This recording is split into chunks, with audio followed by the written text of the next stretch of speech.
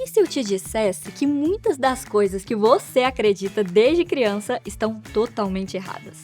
Pois é. Hoje vamos abrir a caixa de Pandora com os mitos e crenças que todo mundo já ouviu na vida. Se prepara para ter a mente explodida. Anos se passaram e a sociedade da Terra plana acabou morrendo nos anos 90. Mas, em 2004, ela renasceu das cinzas graças à internet. Um fórum online chamado Flat Earth Society virou o ponto de encontro de pessoas dispostas a questionar basicamente tudo. E com o tempo, canais do YouTube, perfis do Twitter e grupos de Facebook começaram a crescer. Alguns com mais de 100 mil seguidores. E olha só a ironia, essas mesmas pessoas que afirmam que a NASA controla tudo estão comunicando através de satélites lançados pela própria NASA. Ah, e eles ainda dizem que a logo da ONU é prova de que o mundo é plano. Porque se você olhar bem a logo, é como se fosse um mapa visto de cima. Aparentemente, a conspiração mundial esqueceu de avisar o designer do logotipo, né? Antes mesmo do cristianismo existir, antes de qualquer abóbora iluminada ou criança fantasiada de bruxa, haviam os celtas. Um povo que vivia no que hoje é a Irlanda, a Escócia e parte da Inglaterra. Eles celebravam o Samhain, palavra que em irlandês antigo significa fim do verão. Era o encerramento das colheitas e o início do inverno, a estação escura, fria e misteriosa. Para eles, o Samhain era mais do que um simples festival agrícola. Era o momento em que o mundo dos espíritos chegava mais perto. Os vivos agradeciam pelas colheitas, mas também temiam, porque acreditavam que nesta noite a fronteira entre o mundo material e o espiritual se rompia, e os mortos podiam então visitar os vivos. Para protegerem seus filhos dos espíritos maus, os celtas tiveram uma ideia um tanto inusitada. Eles vestiam as crianças como monstros e fantasmas, para confundir as almas errantes. Assim, quando os mortos chegassem até as vilas, não saberiam quem era quem. E se hoje o símbolo do Halloween é a abóbora, naquela época era o nabo. Sim, os irlandeses esculpiam rostos assustadores nesses legumes.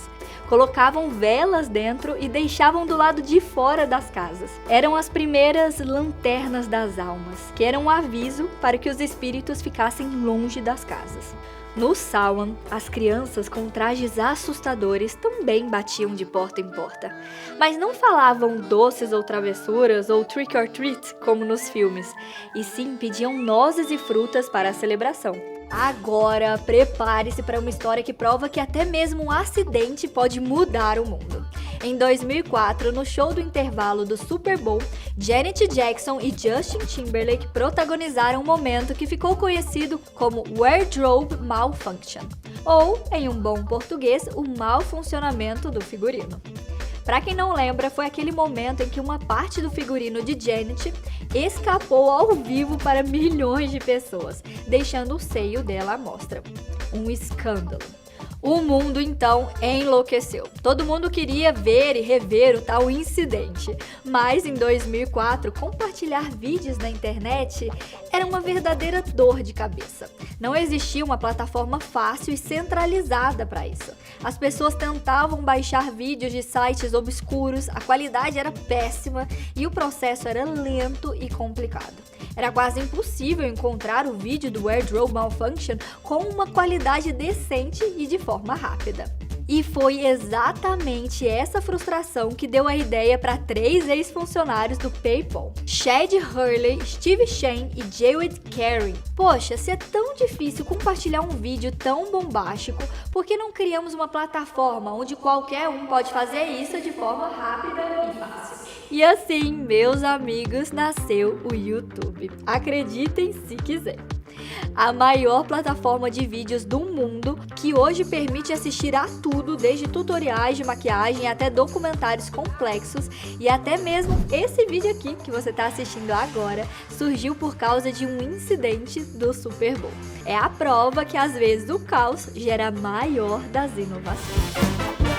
Agora, se tem uma história que parece inventada, mas é 100% real, é a do jogo do ET do Atari. Verdade! O jogo foi lançado em 1982 e a ideia era aproveitar o sucesso absoluto do filme. Só que deu tudo errado.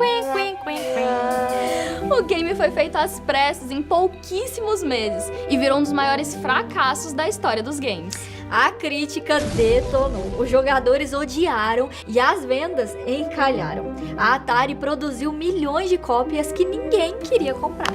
E aí vem a parte bizarra. Para se livrar desse estoque, a Atari decidiu literalmente enterrar os cartuchos em um lixão no Novo México. Isso em 1983. Durante anos, isso virou quase uma lenda urbana. Muita gente jurava que era um boato, mas em 2014, um grupo de arqueólogos gamers fez uma escavação no local e encontrou milhares de cópias de jogo embaixo da terra. Ou seja, era verdade no final das contas. O jogo do ET ficou conhecido como o pior game de todos os tempos. E ainda assim deixou uma cicatriz na indústria, sendo até apontado como um dos motivos da crise dos videogames no início dos anos 80. Tá aí um jogo que literalmente foi enterrado pela própria história, né?